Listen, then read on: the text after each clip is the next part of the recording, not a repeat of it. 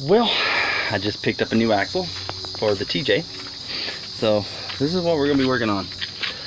Is this right here is a high pinion 1976 through 79 front Dana 44. And the reason I went with this because it is a high pinion.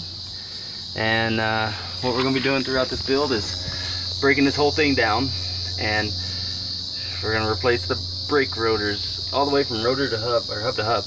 So probably gonna go with Yukon gears. Not positive on that yet, but this is what we're looking at. So it's gonna go in this old Jeep here. Right now it's got a high pinion or low pinion Dana 30 with an ARB locker. We will be going to a selectable locker in here. I haven't decided if I'm going to do Ox, Yukon, or ARB.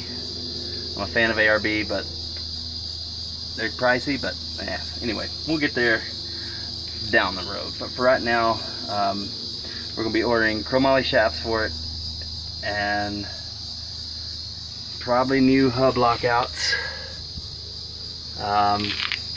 new ring and pinion, new carrier, moto built diff cover. Probably go with Barnes aluminum steering if I can get it.